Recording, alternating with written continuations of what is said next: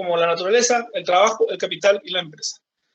Tenemos que tener en cuenta que la producción va más allá de netamente crear productos, sino también depende de factores externos como la naturaleza, el trabajo del horno, o sea, la intervención en la materia prima, el capital que se utiliza para poder producir el servicio y la empresa que se dedica al trabajo en sí. Yo para fabricar un auto necesito caucho, o sea, materia prima para producir ruedas, aluminio y algunos componentes eléctricos. Entonces necesito la materia prima, necesito capital de un inversor y obviamente una empresa que tenga las instalaciones para poder producir el vehículo. La distribución o el reparto. Estudian cómo son remunerados todos aquellos factores que concurren a la realización del producto. O sea, cómo yo reparto el capital primeramente para poder invertir en obreros, en gente capacitada para poder hacer el trabajo y luego también en las personas que van a poder vender mi producto y cómo después eso voy a convertir yo en renta, salarios, intereses, dependiendo de la situación. Yo, si quiero vender algo, voy a producir renta. Si estoy produciendo algo, tengo que pagar un salario. Si tengo algún capital externo al mío, o sea, un préstamo, por ejemplo, estoy pagando intereses y lo que obtengo luego de la venta es un beneficio. La circulación estudia cómo los bienes y servicios pasan de una a otras personas. Ejemplo, la oferta y la demanda, los mercados, los precios, el crédito, el dinero, los bancos. O sea, la circulación, cómo es que los bienes, servicios y también el dinero van moviéndose de acuerdo a cómo la sociedad va pidiendo, de acuerdo a la oferta, la demanda. Es por eso que vemos cómo es que se mueven más productos que otros.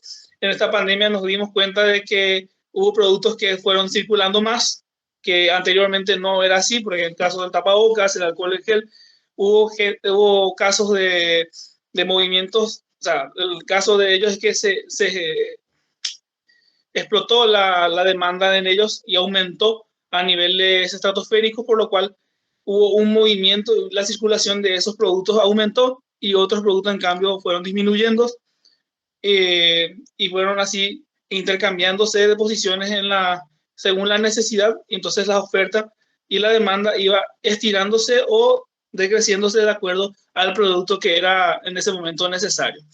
El consumo es el destino final que se le da a los bienes. Obviamente sabemos que después de todo el proceso de extracción de la naturaleza, de manufacturación y luego también de la conversión de esa materia prima en un producto terminado, llega al consumo, que es cuando el producto final llega a la persona que va a darle el uso en su casa, en su empresa o donde ellos crean pertinente.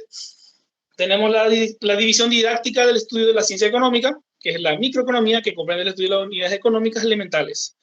Las microdecisiones se concentran en el estudio de comportamiento de agentes individuales.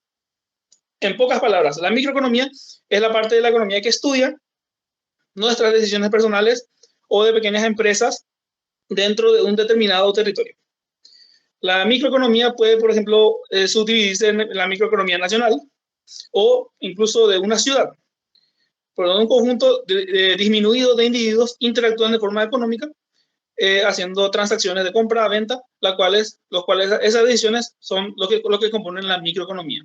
La macroeconomía estudia un gran conjunto de productores y consumidores y otros. Cuando hablamos de macroeconomía, siempre podemos relacionar con el estudio, o sea, la parte de la economía que estudia las relaciones comerciales ya en un grupo mucho mayor de individuos.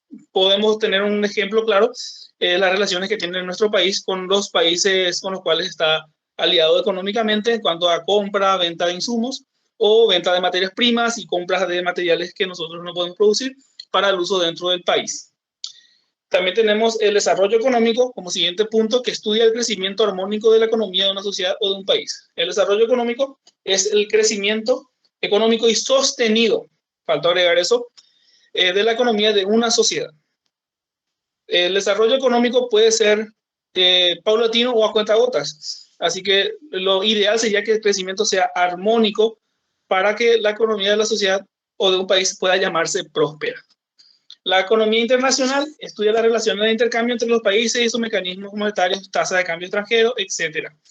Por ejemplo, la economía internacional, como bien sabemos, son las transacciones de los países como si fueran ellos entes vivos propios. El Paraguay vende su materia prima, llámese carne, soja o algún otro derivado, y compra, supongamos, petróleo, elementos electrónicos que no puede producir aquí, o materias primas para poder abastecer a las maquiladoras. Entonces, cada uno tiene su forma de relacionar, cada país tiene su reglamentación, cada unión de países también tiene su reglamentación, llámese la Unión Europea o otros países con los cuales el Paraguay realiza transacciones como Rusia, Estados Unidos. Entonces, cada país tiene su propia reglamentación, cada país tiene su ley y obviamente sus tasas aduaneras e impuestos. Después tenemos el objeto de la economía, que donde Schneider expresa que el objeto de la ciencia económica es el sector de la actividad del hombre consistente en actos de disposición de medios escasos para la realización de fines humanos que resultan de necesidades y deseos. El objeto de la ciencia económica es el sector de la actividad del hombre que consiste en actos de disposición de medios escasos para la realización de fines humanos que resultan en necesidades y deseos. ¿Por qué dice medios, o sea, recursos escasos? Porque cada recurso tiene su limitación. Si yo tengo un pozo petrolífero, yo sé que eso tiene un límite. Si yo tengo un cultivo de cierta hortaliza, yo sé que eso tiene un límite. Y eso lo convierte en un recurso limitado o escaso. Y eso nosotros convertimos en productos los cuales vamos utilizando para poder satisfacer necesidades. Según Paul Samuelson, el estudio de la manera en que los hombres y la sociedad terminan por elegir con dinero o sin él el empleo de los recursos productivos escasos que podrían tener diversos usos. Es el estudio de la manera en la cual los hombres con dinero o sin él, porque también existen las transacciones sin moneda, como el caso del trueque, el trueque que también es ya comparativo al valor de los productos, por los cuales los seres humanos realizan sus transacciones para poder satisfacer sus necesidades. Problemas económicos básicos. El problema económico de todo empresario es qué producir y en qué cantidad, qué bien se necesita y cuánto se necesita. Porque si tenemos una producción, perdemos. ¿Cómo producir? Es el método que vamos a utilizar, si vamos a ser una empresa maquiladora, si vamos a ser una empresa netamente manufacturera o directamente una empresa de compra-venta, vamos a comprar de otro productor y vender. ¿Para quién producir? Vamos a producir al mercado nacional, vamos a producir para la gente o vamos a producir netamente para el Estado, siendo una empresa que esté siempre dependiendo de concursos nacionales para poder ingresar o cómo va a ser el método que se va a poder utilizar. Esos son los problemas económicos básicos. El primero se relaciona con la determinación del limitado conjunto de bienes y de servicios que pueden ser producidos. El segundo, con la obtención de eficiencia productiva, con la debida combinación de recursos y procesos técnicos. Y el tercero se relaciona a los procesos y la estructura de reparto de los bienes, como ya dije, si vamos a vender al público en general o vamos a venderlo eso al Estado o netamente a una institución a través del Estado. Por ejemplo, tema tapabocas y medicamentos, como vamos a hacer, como las empresas de farmacéuticas ven si es que van a vender al público en general o netamente al Estado. Hay empresas que solamente venden al Estado y van ellos teniendo así de esa manera una forma más eficaz de repartir los bienes para poder producir riqueza. ¿Hasta aquí tienen alguna pregunta, alguna consulta?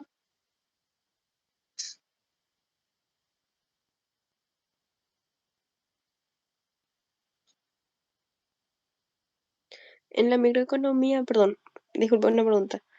En la Sí, microeconomía sería entonces la economía del país, puede ser. sí. Puede ser la economía, dice el concepto dice que es el estudio de las unidades económicas elementales, las microdecisiones. Se concentran en el comportamiento de agentes minoritarios, o sea, de agentes individuales. La microeconomía puede ser la decisión que yo tomo sobre mi dinero, la decisión que vos puedes tomar, o la que mi barrio toma sobre lo que ellos conforman como ingreso. Ya, Es no, es solo, básicamente de entonces, grupos reducidos de personas y también se puede comprender como una economía nacional. ya, entonces no es solamente del microempresario o de la mini empresa con los mini consumidores. Sí, Es el, ya entiendo, ya. exactamente. Puede ser también, incluso le puedes meter a una empresa grande ahí, ya que ellos solamente, supongamos, los super, la cadena de supermercados son empresas grandes, pero que tratan con gente de diversas clases sociales. Entonces, ellos no salen, no realizan ventas al exterior. Entonces, ellos Ya, están siempre dentro de una microeconomía de mercado. La perfecto, gracias. macroeconomía, en cambio, es la relación entre grandes conjuntos de personas. O sea, es la relación que Paraguay tiene con Brasil, o supongo una empresa multinacional como Coca-Cola o Pirelli o otras marcas internacionales realizan sus transacciones en diversos países o entre países de acuerdo a lo que ellos necesitan. Ya, perfecto, gracias. Bueno, podemos seguir entonces. La economía como ciencia es una ciencia, pero no en el sentido auténtico del término, pues carece de un conocimiento casual y metódico de los hechos económicos. ¿Por qué dice eso? Porque la economía depende de las causas y efectos que realiza el hombre de acuerdo a su movimiento, lo cual permite la previsión y acción de toma de decisiones eficaces. En cuanto a la economía, es el cuadro de las ciencias, la misma se inserta entre las ciencias del hombre cuyo objeto es el estudio de las actividades del hombre, como, o sea, comparte lugar con la psicología, la sociología, la economía, el derecho, la historia, la política. ¿Por qué? Porque lo que nosotros vemos acá son causas y efectos que el hombre realiza en su diario porvenir, lo cual nos permite ver históricamente qué se hizo, qué se puede hacer y si hacemos esto, qué puede pasar. Tenemos grandes antecedentes históricos como el crack del 29, que fue una bolsa inflacionaria, la cual explotó por la facilidad de créditos, por eso que hoy en día tenemos ciertas restricciones para poder, o ciertos requisitos para poder tener créditos, los cuales antes no eran así. Es por eso que se desencadenó un desbarajuste en la bolsa de valores y tuvimos un problema mundial. Entonces, lo que nosotros con la ciencia económica queremos llegar a ver como sociedad es ver los antecedentes mundiales, ver qué sucedió, cómo se revolucionó, qué fue lo que pasó, qué afectó positiva y negativamente a la sociedad humana para poder tomar decisiones efectivas a futuro y ver qué es lo que se puede hacer y qué es lo que no se debe hacer como sociedad para tener una economía estable.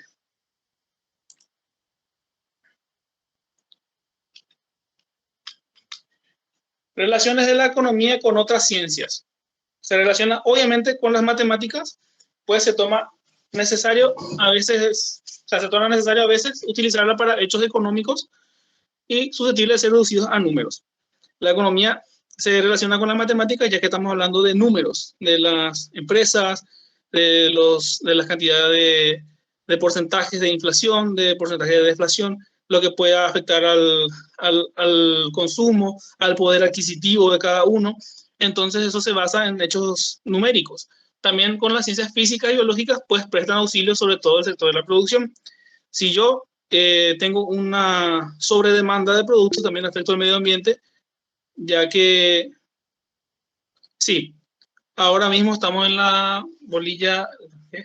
No, estamos todavía en la bolilla 1, señorita. Estamos en la relación de la economía con otras ciencias. Estamos todavía ahí. Estamos en las ciencias físicas y biológicas, ya que prestan auxilio, sobre todo en el sector de la producción, gracias a los distintos cálculos que se hacen de acuerdo a la época de temporada alta de producción de cierto o tal o cual producto agropecuario, agrícola. Uno puede ver como agricultor cómo cultivar la tierra, cómo hacer rotar para que eso no desgaste el medio ambiente y no tenga un efecto negativo luego en la producción. También se relaciona con el derecho, ya que principalmente el sistema económico está aplicado en un país y tiene su derecho que nosotros conocemos como derecho tributario. Seguramente van a tener alguna materia que se va a llamar así, derecho económico, derecho tributario, en lo cual van a estar viendo las reglamentaciones que el país impone a los, a los grandes personajes de la parte de la vida económica de un país, o sea, a nosotros, para ver cómo podemos nosotros trabajar y generar riqueza sin salirnos de la ley. Tenemos el derecho tributario, el derecho comercial y también tenemos el derecho del trabajo. El derecho tributario, que es lo que regula la parte impositiva, o sea, los impuestos. El derecho comercial, que es lo que regula la relación entre vendedor-comprador o entre empresas para que no haya ningún monopolio o oligopolio. Y el derecho de trabajo, que es obviamente la parte que regula a la parte del empleado con el empleador para que éste no abuse de su privilegio de empleador y no cometa alguna infracción dentro de lo que nosotros conocemos como código laboral. los métodos de la ciencia económica y la estadística y la econometría. Tenemos dentro de los métodos cuantitativos se encuentra la estadística y la econometría. Son dos tipos diferentes. La econometría es el resultado de la evolución metodológica ocurrida dentro de la economía según Adam Smith hasta nuestros días. La estadística es el método de análisis y según la definición de Fisher, la estadística viene a ser la matemática aplicada al análisis de datos numéricos de observación. O sea, la estadística ve los números en cuanto a las opiniones o a cómo las personas perciben que se encuentra la economía nacional, supongamos, para ver qué resultado nos arroja, mientras que la econometría es el resultado de la evolución metodológica. O sea, la econometría, en pocas palabras, es efectuar medidas variables y agregados económicos, estimar parámetros pertenecientes a las relaciones construidas por la teoría económica. O sea, lo que tenemos que ver como econometría es ver los porcentajes o, en todo caso, los puntos que van marcando el ritmo de una economía de acuerdo a lo que nosotros sacamos de una estadística. Es una relación que tiene que una no depende, o sea, una depende de la otra y una va siendo siempre dependiente de la otra. Si yo no tengo los datos estadísticos, yo no puedo llegar a ninguna conclusión econométrica, y si no tengo ninguna, o sea, si no tengo ninguna conclusión es porque no tuve ningún aspecto estadístico o no pude ver lo que ha sucedido anteriormente. Para que yo pueda tener un dato o una conclusión econométrica, necesito yo primeramente tener un dato estadístico con el cual basarme para ver qué es lo que está sucediendo. Si tenemos, por ejemplo, inflación, si tenemos, por ejemplo, aumento exagerado de precios, especulación, o algunas empresas se han formado un oligopolio en el cual ellos se ponen de acuerdo en la suba de precios, que es algo que está pasando también mucho, para poder tener una respuesta econométrica y poder entender qué es lo que está pasando en el país, ver un comportamiento exacto de la realidad y someter a prueba con base en observación la realidad, las teorías discutibles por la economía y ver otras teorías en las cuales podamos salir de algún pozo en el cual nos encontremos ahora. Como por ejemplo, ahora tenemos por ejemplo el oligopolio de las marcas de estaciones de servicio, que ellos van regulando un precio y muchas veces ellos también van saliendo de lo que sería lo económicamente real. Hoy tenemos, por ejemplo, el caso del petróleo que va bajando y el combustible acá no varía, mientras que en otros países ya tenemos casos donde ya ha disminuido el precio. Podemos pasar a la siguiente. Ahí pasamos a la bolilla 2, que es la economía, o sea, la evolución de la ciencia económica. Y la economía se puede dividir en 4 grandes fases. Tenemos la fase precientífica, que va hasta la escuela fisiocrática, y luego tenemos la creación científica de la economía, que abarca del siglo XVIII al XIX, de 1750 a 1870, y los principios teóricos fundamentales. Y tenemos ahora la fase actual de la ciencia económica, que abarca ya desde mediados del siglo XX hasta nuestros días. La fase científica de la economía, tenemos la antigüedad, que va del año 4000 al año 1000 a.C.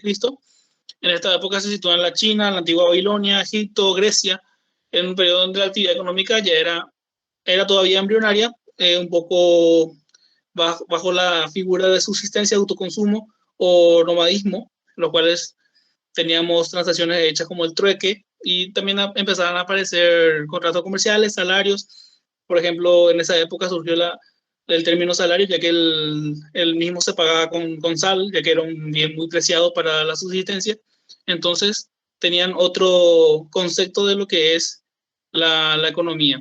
Luego tenemos las contribuciones de la edición greco-romana, donde ellos emplean los términos por primera vez de economía o económica. Aristóteles, con el análisis que hizo sobre la sociedad privada, declaró que la propiedad comunal, preconizada por Platón, reitera el incentivo a la producción, o sea, el pago a la producción, el pago a la persona que realiza o produce un producto, y también elaboró la teoría del dinero, el cual estaba todavía muy mecanizado sobre el trueque o las funciones de la moneda, que empezaban recién a funcionar en aquel entonces. Y después tenemos la Pax Romana, que favoreció bastante a la agricultura, donde apareció también los impuestos de manera agresiva, lo cual también generó una cierta fricción entre las partes internas del imperio, lo cual también dio un lugar a una estructuración en la cual el derecho tributario va también apareciendo de la mano con la economía para poder regular la imposición de impuestos al pueblo o también a los nuevos pueblos que se iban adhiriendo en las conquistas del Imperio Romano. Tenemos la Edad Media, que va del año 500 al 1500 después de Cristo, donde la economía monetaria de precios se iba a sustituir a aquella de trueques directos. Ahí donde vemos por primera vez que todo tiene un precio, todo tiene un costo a pagar y directamente se termina de utilizar el sistema de trueques. Hoy en día existe aún, pero comparando el nivel que había en aquel entonces a después de esta época, la reducción fue bastante notoria. También se consolidó un sistema salarial y germinando la característica del sistema moderno. O sea, las personas que tienen un trabajo muy necesario para la sociedad obviamente ganaban más y aquellos que eran un poco más común o menos necesarios para satisfacer necesidades, valga la redundancia, eran menos valorados. Después tenemos la escolástica, que era la subordinación de la economía moral, y el justo precio, justo salario, justa ganancia. Tenemos las cruzadas, que representan la reacción del pueblo católico, y ahí surgieron los grandes centros comerciales, aparecieron las reglas y leyes reguladoras del trueque y los préstamos. Tenemos la parte de la agricultura, que sufre una de sus primeras transformaciones al aparecer unas herramientas que produce, o sea, que nos permitían como seres humanos producir mucho más y vender mucho más barato. Las rutas comerciales, la reforma aparecen los primeros los descubrimientos y expansión de los mercados, nacía la sociedad capitalista y la economía nacional sustituye a la doméstica. En esta época es la primera vez que se utiliza el término de economía nacional, ya que la economía solamente estaba relegada a la subsistencia familiar. Tenemos las rutas comerciales, por ejemplo, una de las más conocidas es la ruta de la seda, y luego la consolidación de los estados, que con el término de Estado-Nación, vienen las riquezas, los precios y la ganancia del mercado se estarán en el escenario social justamente con el Estado en el terreno político. O sea, es la primera vez que el Estado como tal no imponía su poder de acuerdo a la cantidad de personas que componen el Estado, sino a la capacidad económica que el mismo tenía para poder sustentarse a sí mismo y también de poder defenderse adquiriendo armas o incluso la compra de mercenarios para poder defender su propio territorio. El mercantilismo se divide en tres fases. La primera es correspondiente a la afluencia de metales precisamente de América y Europa. Tenemos la segunda, donde prevalecieron las relaciones bilaterales en el comercio entre países y prohibió también la salida de monedas. Tenemos la tercera, donde se deseó que el valor de las mercaderías exportadas supere las mercaderías importadas, donde resultaría un residuo activo que debería ser pagado en monedas. Tenemos la primera fase, que corresponde a la afluencia de metales preciosos, donde la economía dependía de los metales que venían de América y de Europa. Luego tenemos la segunda época, donde tenemos las relaciones de comercio entre países, y la última, que es donde las mercaderías exportadas superaban a las importadas y el saldo se pagaba con monedas. En línea general, como expresa Jesús Silva, el mercantilismo no solo fue una teoría, sino política, y fue objetiva de varios de los grandes estados europeos durante los siglos XVI, XVII y parte del XVIII, y tenía las siguientes características. La riqueza consistía en la acumulación de oro y plata. En consecuencia, el país más rico era el que más reservas de oro tenía. Se estimaba como fundamental el desarrollo de la industria porque favorecía la acumulación de capitales, ya que al tener industria tenés mejores operaciones de producción y por lo cual tenés también una cantidad de elementos que puedes adquirir en el mercado a un mejor precio.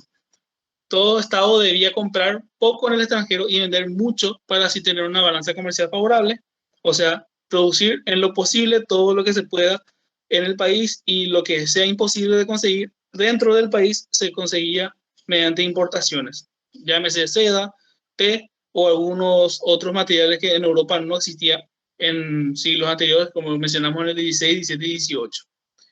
El poblacionismo, que se pensaba que el aumento de población debía ser norma de los países para disponer de cada vez mayor número de brazos y acelerar así el crecimiento económico. Hoy en día quizá esa teoría ya no esté en tanto auge, pero en aquellos siglos, el 15, el 16 sobre todo, se creía que mientras más población se tenía, se podía disponer de más recursos de trabajadores para poder aumentar la producción. Y también tenemos la intervención del Estado en la economía que aparece. Cuando la burguesía era débil, iniciaba su proceso ascendente y entonces es donde aparece la intervención del Estado en la economía mediante impuestos o políticas regulatorias para poder manejar mejor la economía. Tenemos también la creación científica de la economía, que abarca del 1750 a 1850, periodo de 100 años. En este periodo se estructura el pensamiento económico con base al racionalismo filosófico y las invenciones mecánicas. En pocas palabras, el pensamiento económico se va con las teorías de la mano con las invenciones mecánicas que aparecieron durante la revolución industrial, lo cual dio lugar al capitalismo industrial, donde surgen precursores de la ciencia económica con una denominación de fisiocracia. Por ejemplo, tenemos a Adam Smith, que es el fundador, o Federico Engels, que es otro de los grandes pensadores, incluso Karl Marx, aunque la teoría de él va mucho más hacia la ración de los recursos que puede producir una sociedad y sobre todo también a la mayor intervención posible del Estado dentro de las libertades de cada individuo. Tenemos la fisiocracia, que es el sistema económico que atribuye exclusivamente a la naturaleza el origen de la riqueza. O sea, la riqueza venía netamente de la naturaleza y es la concepción esencial del sistema del orden natural. O sea, lograr el máximo aumento posible con el goce, con la mayor disminución de gastos, es la prevención de la conducta económica. Lo que la fisiocracia defendía, que el sistema era atribuido exclusivamente a la naturaleza y es por el cual la naturaleza tiene un origen, es por el cual la riqueza tiene su origen en la naturaleza. Y decía que lo esencial, o que para que una economía funcione, es que la perfección radicaba en que la mayor disminución de gasto para poder generar riqueza era la conducta perfecta en un estado de orden natural para un ente estatal o una sociedad para que pueda lograr beneficios. O sea, en pocas palabras, mientras menos gastos haya y mayor beneficio se produzca, eso es lo más acercado a una conducta económica perfecta. Después tenemos la escuela del Dr. Kuehne, que distinguió tres clases sociales. Tenemos la clase productora, que está compuesta obviamente por campesinos y agricultores. Esta es la clase donde se encuentra la fuente de la riqueza, según esta teoría. La clase propietaria integrada por los propietarios del suelo, sino también por los que también ejercen soberanía o fundándose sobre el título cualquiera, llámese rey, presidente o conde, depende, o algún terrateniente también que tenga algún tipo de poder. Y luego tenemos la clase estéril, que comprende la industria, el comercio, la servidumbre y los profesionales. ¿Por qué se le llama clase estéril? Ya que ellos no producían ningún bien ni servicio, sino que se encargaban de la manufacturación o de la venta de algún producto o servicio en la sociedad. Pero esta teoría considera a los sectores más fértiles como los productores y a la clase propietaria, que eran en aquel entonces los absolutistas y también los grandes terratenientes. Tenemos la escuela clásica, que tuvieron un auge de la mitad del siglo XVII y XVIII, y la primera mitad del siglo XIX fueron denominados clásicos como Smith, Malthus, Ricardo, que realmente su apellido es Ricciardo, y los principales puntos que desarrollamos fueron la indagación sistemática y analítica del aspecto de la actividad humana en el aspecto económico. Determinaron conexiones que medían entre los fenómenos de la vida económica hasta llegar a las proposiciones de los caracteres de la realidad. O sea, fueron ellos separando parte por parte, sistemáticamente, y analizando el aspecto de la actividad humana en la economía, primeramente. Segundo, determinaron las conexiones de los fenómenos de la vida económica hasta ver qué fenómeno es realmente realidad, y llegaron a la visión unitaria del sistema económico. O sea, se concentraron en el precio y la manifestación del cambio. O sea, llegaron a la conclusión de que el cambio viene a partir de que el precio va a ir variando de acuerdo a las actividades que vayan teniendo más auge. Hoy en día, si yo, por ejemplo, tengo una alta demanda de un producto, mi pregunta para ustedes es, si yo tengo un producto con alta demanda, ¿ese producto va a bajar o va a subir de precio? Va a subir el precio. Va a subir el precio. ¿Por qué? Porque Va a subir el es precio, más va a valioso, ¿no? subir, Va a subir. Ahora, sube, si yo sube, sube. realizo una sobreproducción de un bien que está cotizado, ¿va a subir o va a bajar? Va a bajar. Va a bajar. Entonces, básicamente es eso, lo que estoy explicando en estos tres puntos. Ellos lo que hicieron Smith, Malthus y Richard fue indagar sistemáticamente, o sea, separar, analizar qué aspecto de la actividad humana afecta al aspecto económico. Después, determinar conexiones que median estos fenómenos y ver cuáles realmente afectan a la economía de la sociedad y ver la visión unitaria del sistema económico, o sea, tener una misma visión económica que es donde se concentraron en que el precio es una manifestación del cambio. Si yo tengo un precio más alto o más bajo, las cosas cambian. Si yo tengo un precio de un producto muy alto, obviamente eso va a inferir en escasez o en aumento del valor del mismo. Si yo tengo un precio muy bajo, va a producir que sea muy común o sea muy fácil de encontrar, o sea que se convierta en algo rutinario. Por ejemplo, en aquel entonces, en el siglo XVI y XVII, las telas de color violeta eran solamente para la realeza. Y tenemos hoy en día que es un color más. ¿Por qué? Gracias a la producción y gracias a la baja de precios, gracias a la economía. Tenemos las características fundamentales de la escuela clásica, que son el utilitarismo, donde el individuo dice que actúa en virtud de innatos sentimientos psíquicos para el provecho individual. O sea, el sentirse útil, básicamente. El utilitarismo es el individuo actúa en virtud de innatos sentimientos psíquicos. O sea, dice que por inercia el hombre necesita la sensación de sentirse realizado siendo útil. Entonces, para sentirse de esa forma, no solamente provechoso en lo moral, sino también en la realidad. El individualismo, que es la sociedad, no es más que la suma de los individuos, por consiguiente, basta con investigar la actividad de los individuos aislados para deducir las leyes de la economía. En la sociedad, obviamente sabemos que es un conjunto de personas, cada persona es un individuo independiente de cada uno, y obviamente para poder tener un aspecto mucho más detallado hay que analizar qué actividades realizan ciertas personas. Hoy en día tenemos una economía muy globalizada, pero si nos vamos a unos 50 o 40 años atrás, podemos darnos cuenta, por ejemplo, en el nombre de nuestras ciudades, a qué se dedicaban, cuál era la realidad económica de esos individuos. Nos vamos a Itaguay, nos vamos a dar cuenta que la artesanía era el eje de la economía en aquel entonces.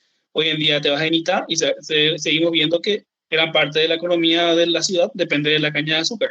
Te vas a Villeta, vemos que es un campo industrial. O sea, cada individuo tiene su movimiento económico, por lo cual la economía investiga a cada individuo para poder individualizar y tener así de esa manera qué es lo que realiza esta persona para poder tener las leyes de la economía de esa zona o de ese país o de ese lugar. Tenemos el liberalismo o anti-intervencionismo. Es van a pedir que el Estado intervenga para mejorar los resultados de la actividad individual, que ya son bastante más beneficiosas de lo que se puede imaginar. O sea, el liberalismo lo que defiende es la no intervención del Estado, pero es prácticamente imposible. Lo que sí se puede hacer es reducir la intervención del Estado. Hoy tenemos, por ejemplo, países vecinos, en el caso de Argentina, por ejemplo, donde el Estado interviene muchísimo en la política económica o en la economía individual de cada persona, y eso también se ve reflejado en los resultados que van teniendo. Paraguay, a pesar de que sea un país todavía en comparación atrasado con otros, tiene una política de intervención muy baja, por lo cual eso también favorece la inversión. Pero es imposible decir que haya un país que diga que sea imposible que el Estado intervenga dentro de una política económica.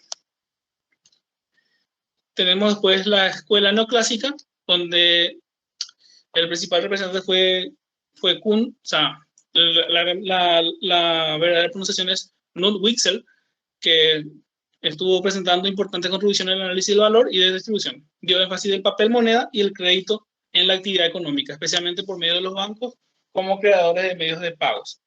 En pocas palabras, él fue uno de los instauradores de lo que hoy conocemos como economía y del manejo del capital. Hoy presentamos, como lo dice, que él utilizaba como referencia el papel moneda, sacando ya las monedas acuñadas por una forma mucho más cómoda de traslado de efectivo, y también utilizar el crédito como la actividad económica, especialmente por medio de bancos. Dejar de utilizar a usureros o a personas que se dediquen en el mercado negro, que era algo muy común en aquel entonces, pero también utilizarlo de una manera más responsable, ¿no? Lo cual después eso se salió de control en 1929 cuando tuvimos el crack ante el auge del uso de los préstamos para poder invertir en negocios, lo cual no era un dinero propio o un capital propio del que era invertido, sino un capital prestado que debía ser pagado de vuelta al banco.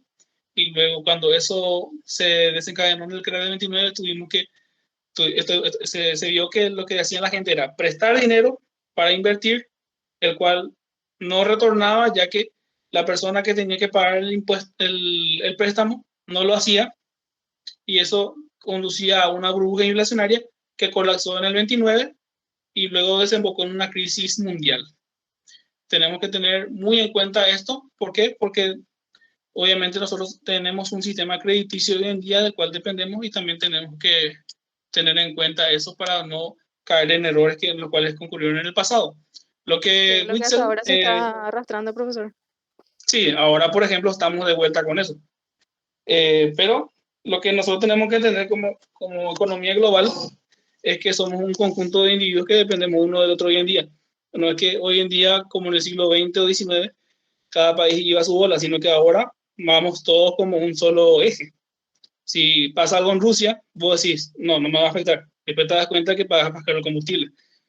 Si alguien hace algo malo en China, alguna persona, aunque no creo esa teoría realmente, consume algún tipo de animal y genera algún virus, eso nos afecta también económicamente. Si China cierra en algún momento su mercado, todos los productos electrónicos o componentes de repuesto también se van disparando. O sea, cada acción tiene su reacción, y lo que Wixel dejó con esto es que, si pueden leer su teoría, van a darse cuenta que él recomienda el uso responsable de los créditos para la inversión, sino que la gente lo que hizo fue tomar eso de algún lado nada más y usarlo por su conveniencia y prestar grandes sumas, y eso después desencadenó una burbuja inflacionaria que no se pudo atajar y que después repercutió en graves problemas en el clave 29, haciendo que mucha gente pierda empleo, que incluso ya en suicidios o una ola de ansiedad masiva, lo cual después generó en el auge de cárteles, de mafias. Hubo después, en el periodo entre guerras de la década del 30, hubo la Gran Depresión, lo cual fue una ausencia total de empleo o de poder adquisitivo de las grandes potencias, lo cual después eso también incurrió en los países más pequeños, y luego desencadenó como la cereza de la torta en la Segunda Guerra Mundial. Así que aquí vemos la gran importancia que tiene la economía, no solamente en el poder adquisitivo de las personas o de los países, sino en la historia misma. Tenemos como siguiente punto la revolución keynesiana, que dice justamente lo que estoy viendo acá, lo que estaba mencionando, que en el periodo de entreguerras surgió John Maynard Keynes, cuyas obras romperían la tradición neoclásica y presentarían un programa de acción gubernamental para la promoción del pleno empleo. Su obra principal, La teoría general de la ocupación, apareció en el 36. Expuso que con un recorte general de salarios bajarían el consumo, los ingresos y la demanda total. Esto anularía el efecto incentivador para aumentar el empleo por la rebaja. El trabajo en relación del precio capital, por ejemplo, planta y maquinaria, la innovación del sistema keynesiano, fue la cantidad de dinero determinada del tipo de interés y no del nivel de producción, como el sistema clásico. Antes se pagaba por nivel de producción, sino por el interés. Lo que en pocas palabras dice en esta parte, que pueden leer después, es que al bajar nosotros los salarios, al bajar todos los costes, baja el precio de las cosas, en pocas palabras. Si a mí no me alcanza el salario mínimo, le pido al Estado, subirme el salario, ¿qué va a pasar? Va a haber un efecto dominó, todo va a volver a subir. Si yo subo el salario, va a subir la canasta familiar, va a subir probablemente el combustible, ya que van a aprovechar, y todo de vuelta va a ser un quebradero de cabeza, ya que también el empleado debe ganar más y por ende el empleador debe pagar más y para ello debe cobrar más. Es por eso que Keynes propuso en el año 36 esta política para poder, o sea, esta teoría realmente, porque después se volvió política, para poder bajar los precios súper inflados que habían y de esa manera tener precios más bajos y que la gente se motive a trabajar, ya que los precios son bajos y que por más que gane poco va a poder pagar, ya que eran años duros del 36 al 40 sobre todo, donde la producción cayó a pique desde los años 30, desde el crack de la bolsa del 29.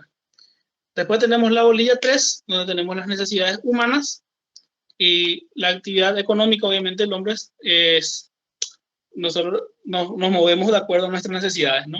Tenemos que obtener cosas útiles que puedan satisfacer nuestras necesidades y las necesidades constituyen obviamente el motor central de todo mecanismo económico. Uno no produce automóviles porque sí, uno no produce alimentos porque sí, sino que se producen porque hay una necesidad básica que satisfacer. Tenemos el concepto que es un estado afectivo donde una ruptura del equilibrio psicofisiológico constituye el bienestar. En pocas palabras, en consecuencia se considera que una satisfacción de la necesidad como la desaparición de ese estado afectivo debido al restablecimiento del equilibrio cuya ruptura lo provocó. O sea, traduciendo, el estado afectivo de una ruptura del equilibrio es la aparición de una necesidad. La actividad nace, ¿para qué? Para poder satisfacer la necesidad. Una vez que se satisface esa necesidad, se vuelve al equilibrio psicofisiológico, o sea, de mente y de cuerpo. Si yo tengo gente que tiene hambre, yo tengo que producir alimentos. Los vendo, ellos satisfacen su necesidad de alimentarse y yo genero riqueza. En pocas palabras, ahí está el equilibrio. Todos, entre comillas, salimos ganando, ya que yo produzco, gano mi vida vendiendo las cosas que produzco y la gente que me compra satisface su necesidad de alimentarse, de vestirse o lo que sea que yo estoy produciendo. Tenemos la clasificación de las necesidades primarias y secundarias. Tenemos las básicas, que obviamente sabemos todo, que afectan la vitalidad de la persona. Por ejemplo, la alimentación, el abrigo, la vivienda, componen un núcleo fundamental de necesidades primarias que nosotros tenemos. Después tenemos las secundarias, que van más por el ocio o por deseos y necesidades propios del momento social, una televisión, una radio, una bicicleta o algún otro mueble que se pueda agregar a la casa, son necesidades secundarias. Las primarias obviamente es el alimento, la vivienda y el abrigo, el vestido. Tenemos los materiales e inmateriales. Las necesidades materiales son aquellas cuya satisfacción es obtenida mediante el uso de cosas palpables. Las inmateriales son aquellas cuya satisfacción es obtenida a través de diversos servicios que el hombre prestan los unos a los otros. Materiales, las necesidades materiales son aquellas que nosotros satisfacemos mediante la compra de un bien material. Suponte yo necesito una agenda, bueno, me compro una agenda y pude satisfacer mi necesidad material porque necesitaba una agenda donde escribir mis actividades. Ahora, se me rompió un caño o tengo un problema con el Estado en la parte tributaria, necesito contratar un servicio. Es un bien inmaterial, pero que satisface una necesidad que yo estoy teniendo ahora. Si yo necesito pagar mi impuesto a la renta, obviamente necesito contratar los servicios de un contador, si es que yo no lo soy, para poder llevar mi contabilidad personal y poder tener una necesidad ya satisfecha en lo inmaterial, por ejemplo. Otras necesidades, tenemos las individuales y colectivas, las necesidades que cada persona tiene y que cada grupo de personas tiene.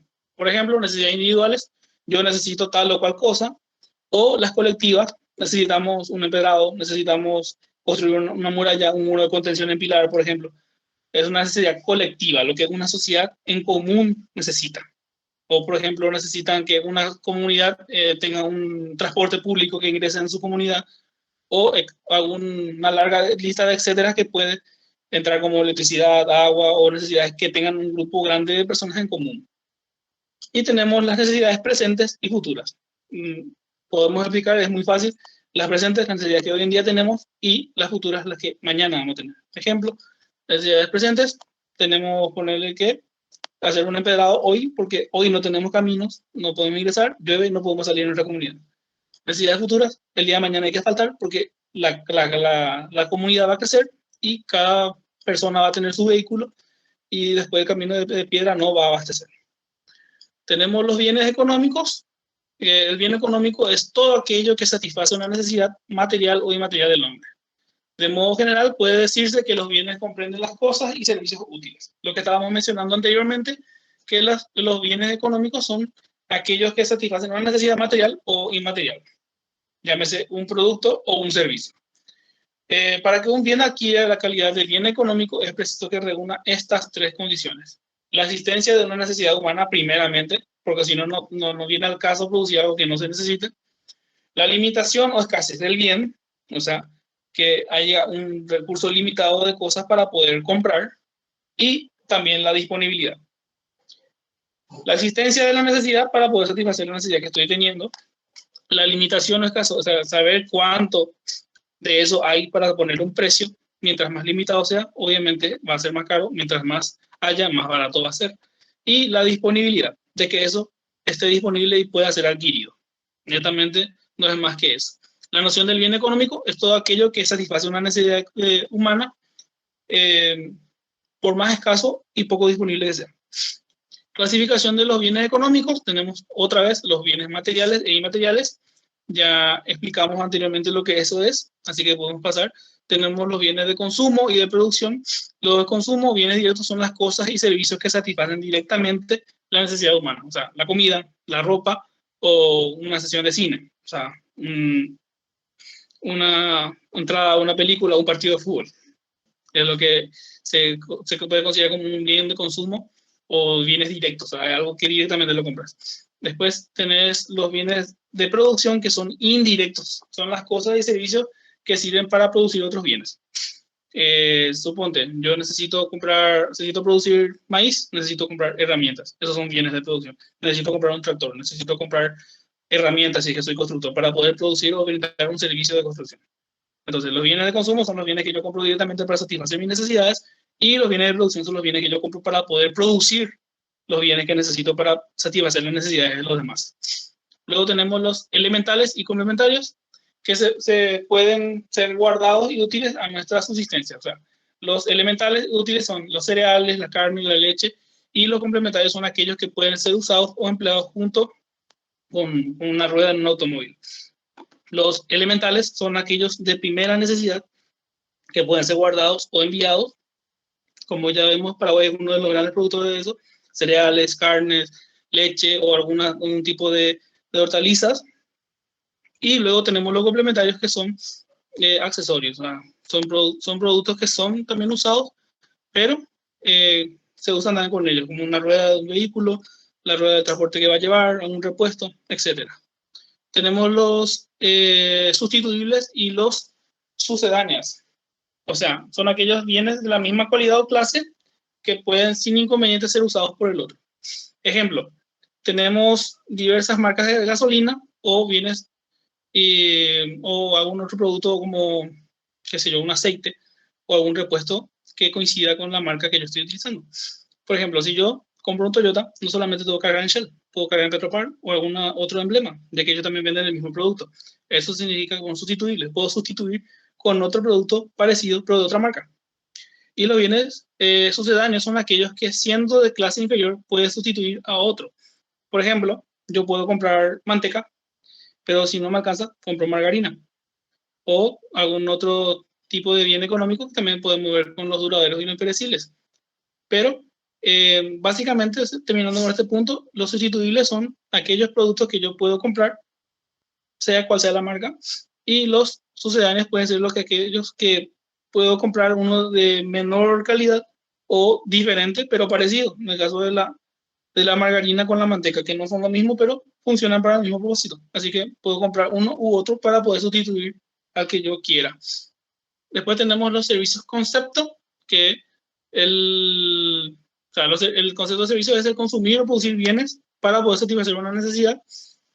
En lo principal son intangibles y a menudo son consumidos al mismo tiempo en que son producidos. Por ejemplo, tenemos los servicios financieros, los créditos, los préstamos, cobranzas, pagos y trámites.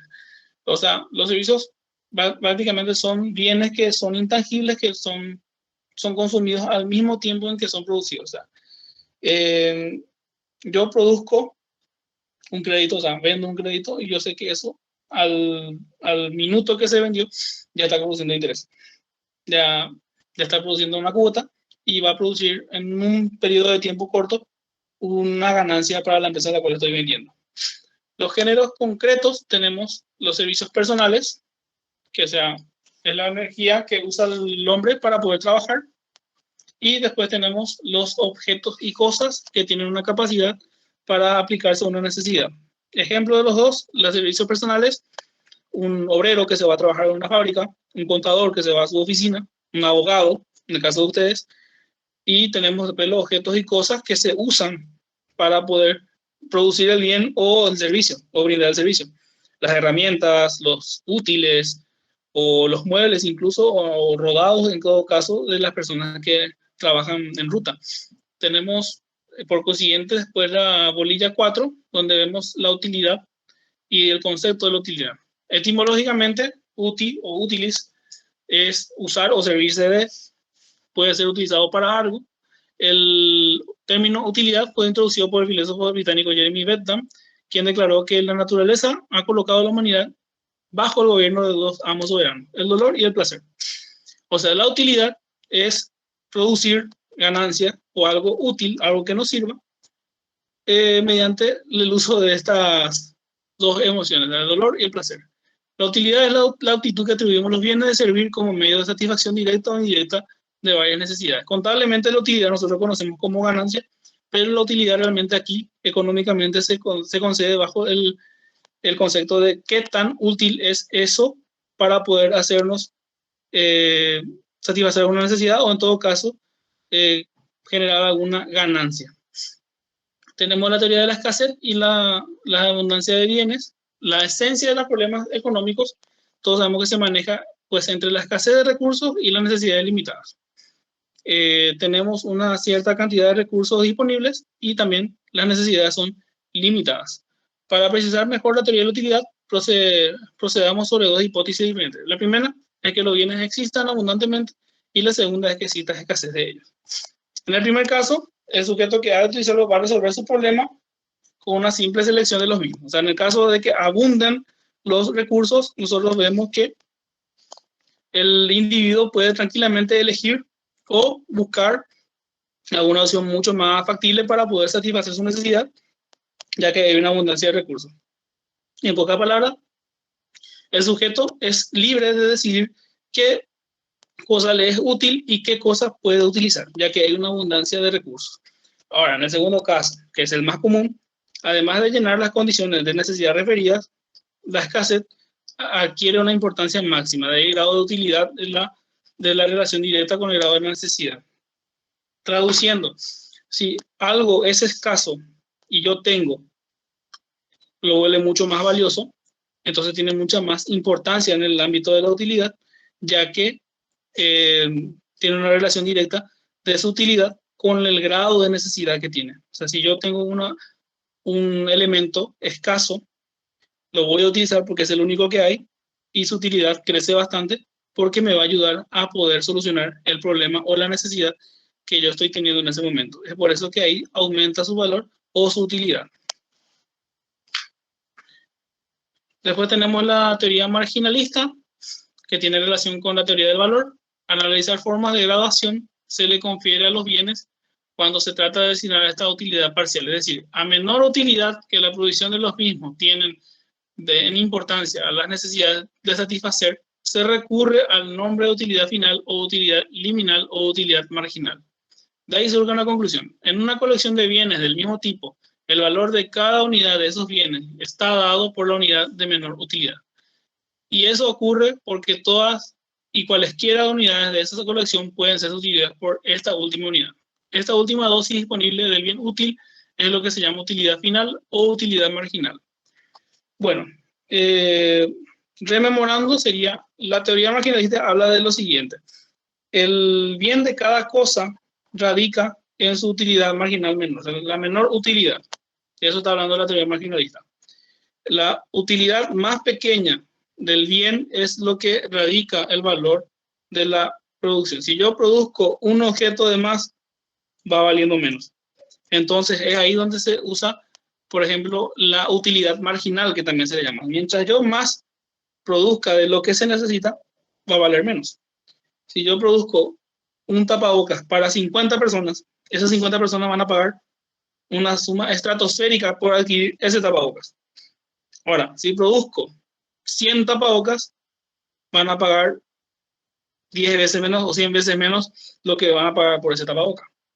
Ahora, si produzco 1000 tapabocas, va a ser mucho más barato. O sea, la utilidad marginal va reduciéndose. A medida que yo produzco un bien más de lo que se necesita, el valor del mismo va a ir reduciendo.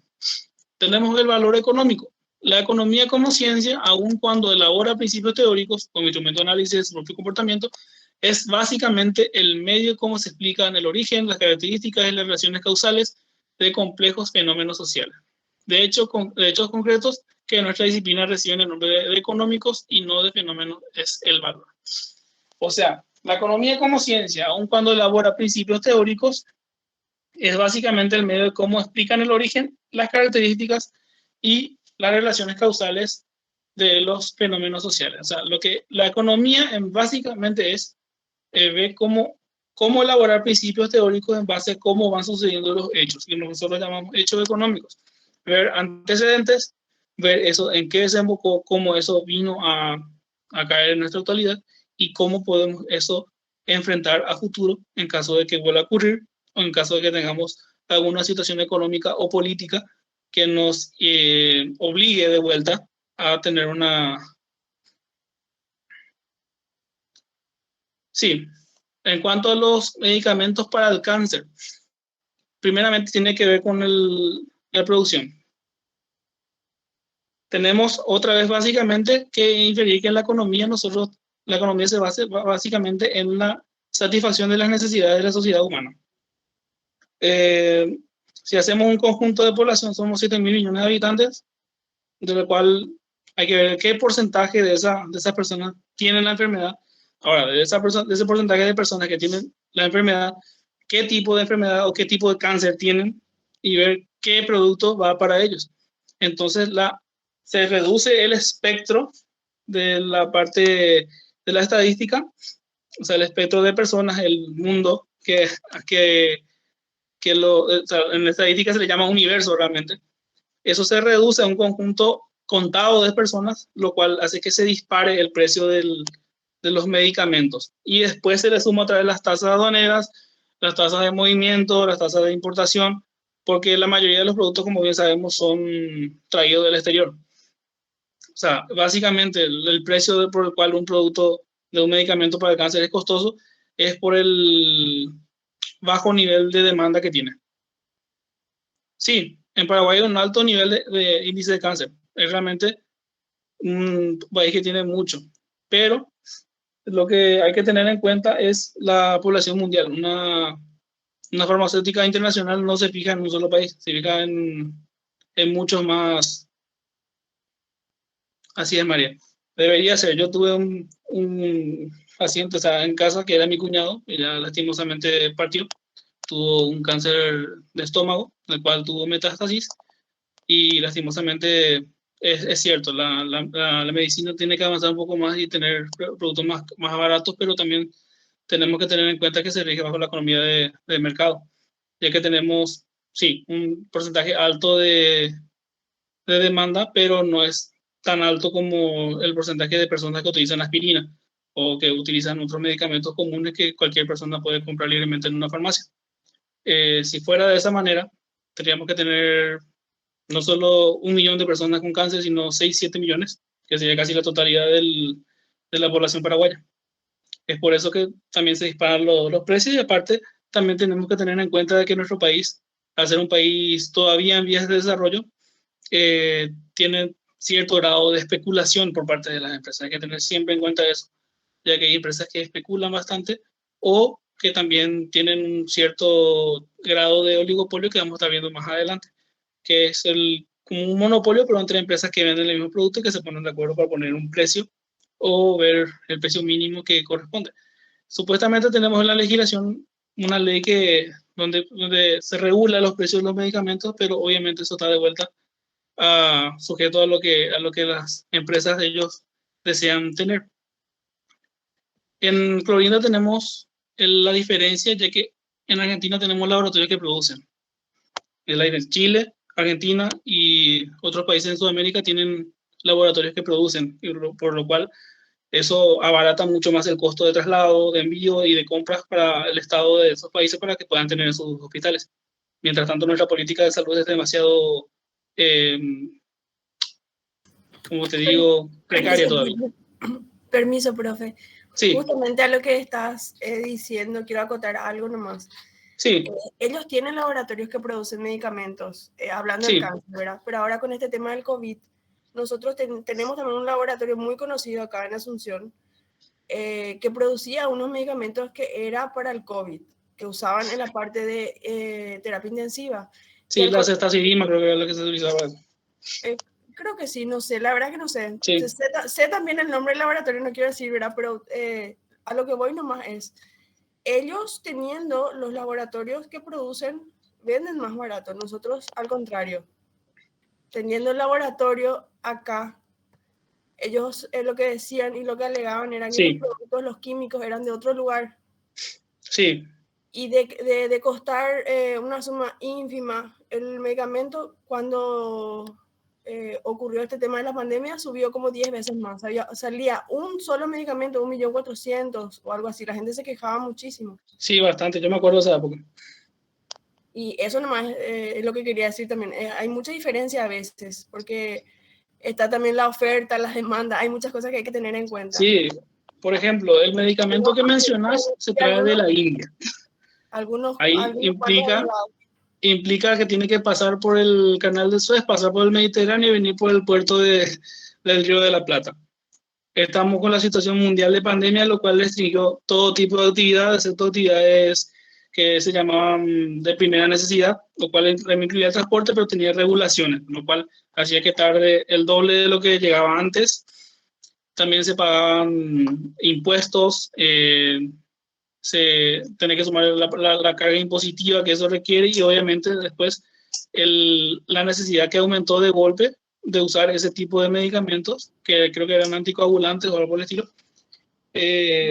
lo cual eso infirió a que suba el precio, ya que hubo más personas de que no hay necesitaban. nomás, yo creo, un control, Pero, porque creo yo que no hay nomás un control, porque exacto. De repente si es que había, hasta yo creo que mucha gente más se iba a poder salvar, por decirlo así, ¿verdad? Exactamente. Porque, se encareció tanto, o sea, el precio subió tanto que había familias que hacían de todo para tenerle a su familiar bien, ¿verdad? Y eso nomás es algo difícil. ¿Y controlador de ese punto, profe? Tenemos un ente, pero es precario todavía. Lastimosamente en Paraguay todavía tenemos una política de intervención del Estado muy, muy pequeña todavía.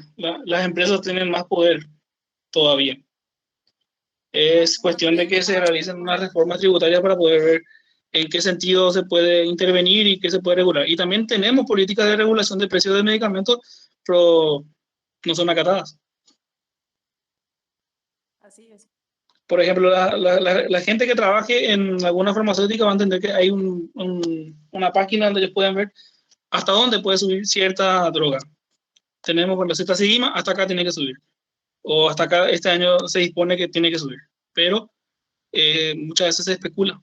Y tuvimos en los años de pandemia del 2020, 2021, donde tuvimos el mayor auge, pudimos ver que la especulación era la norma del día, ya que teníamos un alto número de gente que necesitaba el medicamento, pero según la ley económica tenemos un recurso limitado para poder tener ese producto. Ahora, debería haber bajado en caso de que el producto sea altamente producido y tenga una gran producción y que supere a la cantidad necesitada. Pero teníamos que sumar la especulación, el, la tardía, el tardío envío de parte de los países que estaban también en pandemia. Después las tasas de envío, las tasas aduaneras, después los bloqueos que también tuvimos en la pandemia y aparte la especulación, porque hay que ser sincero, los empresarios también especularon bastante con el precio de los medicamentos. Así como hoy en día están especulando también con el tema del combustible. Ya que hoy tenemos un secreto a voces que el petróleo está bajando mundialmente y en otros países también, pero acá no está bajando el precio del combustible.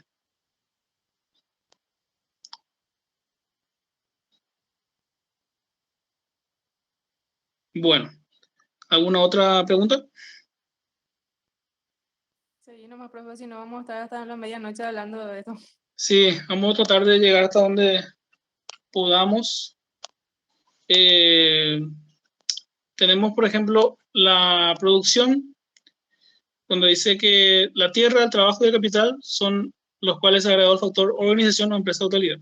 O sea, para poder producir tenemos que tener la tierra, el trabajo, el capital y también tenemos que tener hoy en día una empresa o una organización. Antes solamente eran esos tres, la tierra, el trabajo y el capital. Necesitas tierra para poder producir, capital para poder mover los empleados o la maquinaria y un trabajo que hacer. Hoy en día necesitas no solo la tierra para poder sacar la materia prima, necesitamos trabajo para poder hacer la actividad y también necesitamos un capital del cual sacar una inversión y obviamente una estructura o una organización que nos pueda brindar el soporte técnico de tener las herramientas necesarias para poder realizar el trabajo. La producción comprende los bienes y servicios útiles destinados ya sea al consumo o a la producción misma. O sea, en pocas palabras, los servicios o bienes que son destinados para nuestro consumo personal, en todo caso, si somos una economía autosustentable, hoy en día ya es muy escaso, o en todo caso, el consumo o la producción misma. O sea, la producción para poder revender a otros lugares. Producir pues no es solamente hacer cosas útiles, sino también comprende también la prestación de cualquier servicio que ofrezca alguna utilidad. Obviamente tenemos que tener en cuenta que producir hoy en día no es solamente hacer un producto que nos sirva, sino también vender algún servicio que nosotros podamos hacer para satisfacer alguna necesidad. Llámese contadores, abogados, constructores o algún otro tipo de servicio que sea necesario. Tenemos la teoría de la producción, que es la teoría de la producción desempeña los papeles fundamentales. Sirve de base para el análisis de relaciones existentes entre la producción y el costo de producción. Es muy importante, sobre todo en el estudio de la formación de precios. Estudiamos la relación del costo de producción y la producción en sí, para poder tener un precio del cual vender. O sea, cuánto me cuesta producir un artículo para saber cuánto tengo que vender. Sirve de análisis cuando las empresas utilizan las relaciones, o sea, de los factores de producción que utilizan. Las empresas producen bienes que tienen utilidad y que van a ser demandados por los consumidores. O sea, analizamos que las empresas usan estos factores para poder ver los bienes que se van a vender, a quiénes se van a vender y qué utilidad van a tener. Conceptos básicos de la producción, que es el estudio de la teoría exige el conocimiento de algunos conceptos fundamentales. El primero, empresa, se define como la unidad técnica que produce bienes procurando maximizar sus ganancias o su producción. El segundo factor de producción son los bienes y servicios transformables en producción. Y tercero, la producción es la transformación de factores o de materias o de servicios en productos para la venta en el mercado. Factores de la producción. Los factores fundamentales son, como dijimos anteriormente, la tierra, el trabajo, el capital y la organización o empresa. La naturaleza es uno de los factores más importantes, por eso la naturaleza es creadora de medios de subsistencia, materias primas, energías o recursos naturales. Tenemos los recursos minerales, los recursos vegetales, los recursos animales y los recursos naturales. Paraguay obviamente sabemos que tiene los cuatro. Tenemos los recursos minerales, tenemos minas de oro, tenemos minas de mercurio, tenemos los recursos vegetales, donde tenemos bosques, prados, tenemos árboles frutales, plantas, cultivos, animales, donde tenemos las ganaderías, las producciones de animales para el consumo, y también tenemos los recursos naturales como el aire, la luz, que puede ser utilizada para producir energía limpia, con lo cual ya tenemos las hidroeléctricas, pero también tenemos mucho que explotar en cuanto a energía limpia, que es lo que hoy en día va a estar ocupando el lugar de las tecnologías de energía fósil. Tenemos el trabajo, es cuando las facultades físicas y mentales del hombre se ejercitan en la producción de un bien, constituye la capacidad o fuerza de trabajo. O sea, la persona utiliza su mente y su cuerpo para poder producir un bien o un servicio, el cual se utiliza obviamente para satisfacer lo que toda actividad económica necesita, o sea, la necesidad. Si no hay ninguna necesidad, no tenemos el porqué de producir algo. Las clases y características. Tenemos el trabajo según el régimen de operación, que es el trabajo individual y el trabajo social. El trabajo individual, llámese un abogado. El trabajo social, un conjunto de obreros o los constructores que tienen siempre en comandita. Luego tenemos, según las características técnicas, que es el trabajo simple y el trabajo complejo. El trabajo simple sería una persona que realiza una sola actividad o dos. Y luego tenemos el trabajo complejo, donde se realizan varias actividades. Según la clasificación de Charles Guy, tenemos el trabajo manual, el trabajo de invención y el trabajo de dirección. O sea, el trabajo manual, que es el trabajo que realiza cualquier obrero, artesano o persona que realiza alguna manufacturación. Tenemos el trabajo de invención, donde se utiliza la innovación para poder crear nuevos materiales. Y luego tenemos el trabajo de dirección, que es una forma de trabajo exigida por el sistema producido. Hay personas que trabajan dirigiendo, llámese gerentes, jefes, propietarios o CEO, como se le conoce hoy ya con los términos nuevos. El capital está constituido por todos los bienes que sean producto del trabajo y de la naturaleza. O sea, el capital no solamente es el efectivo, sino también son los bienes que la empresa posea, ya sea los bienes materiales, rodados, instalaciones, y también lo que tenga en la naturaleza, por ejemplo, predios o praderas en caso de que sea una empresa agropecuaria, etc. Tenemos, según su función técnica, se pueden separar en activos, que son todos los bienes que accionan directamente para transformar la materia, o sea, electricidad, herramientas, inmuebles, medios de producción. Tenemos los pasivos, que son todos los bienes del capital que reciben acción de actividad productora, o sea, puede ser las materias primas, el proceso de producción o los productos terminados. En pocas palabras, los activos son las cosas que la empresa tiene a su favor para producir y el pasivo es todo aquello en lo cual se incurre o se gasta para poder producir ese elemento. Según Adam Smith, los capitales fijos son herramientas maquinarias, mejor realizar la tierra, capitales circulantes son las materias primas, productos terminados, existencia de poder comerciante. Capitales fijos son las cosas que no se mueven en un ejercicio fiscal, una herramienta o, por ejemplo, un rodado o la instalación en sí. Y los pasivos, o sea, los activos circulantes son los capitales circulantes son las cosas que están en constante rotación. Por ejemplo, en un supermercado, el capital circulante del supermercado sería la propia mercadería, de que eso no queda dentro de la empresa, sino que va circulando mientras se vaya pasando los días y vaya pasando la compra-venta. Tenemos, según la escuela austríaca, el privado o lucrativo está destinado por su propietario a generar lucro.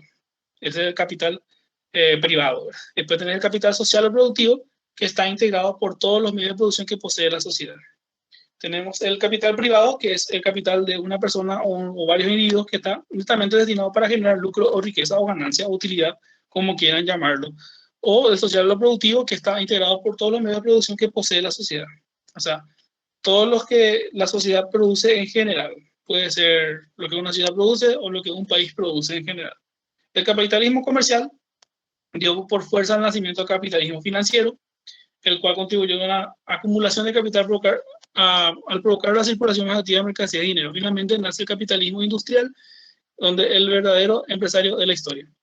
Tenemos el capitalismo comercial, que era solamente de compra-venta. Tenemos los mercantes, la gente que hacía la ruta de las mercaderías, como la ruta de la seda, que eran muchas de las más famosas.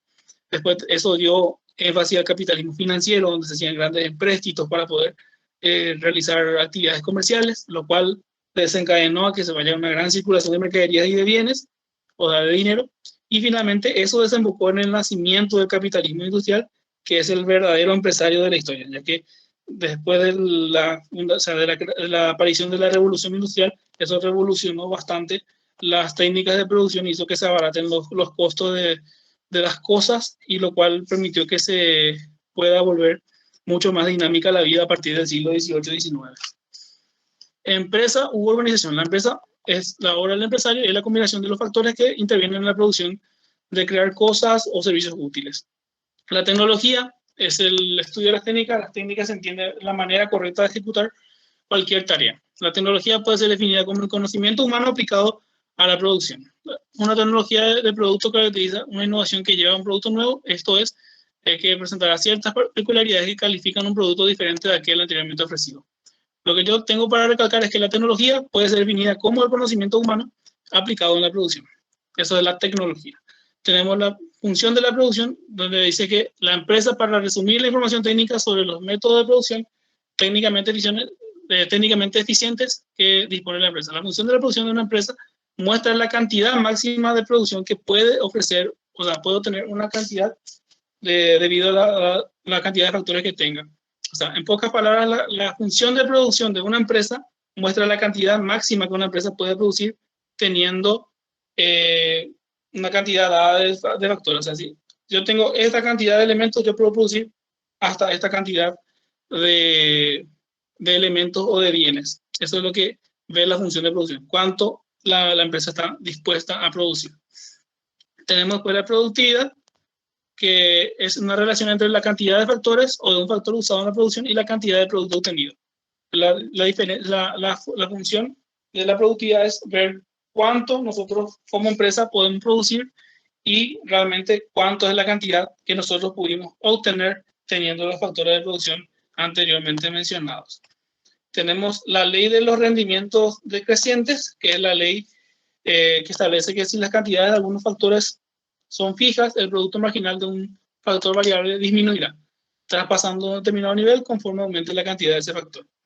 Traduciendo, sería, los rendimientos decrecientes establece que si las cantidades de algunos factores son fijas, o sea, si algunos factores de producción no varían en el paso del tiempo, eso va a hacer que el producto marginal vaya disminuyendo. O sea, en pocas palabras, va a ir bajando el coste de producción de un elemento.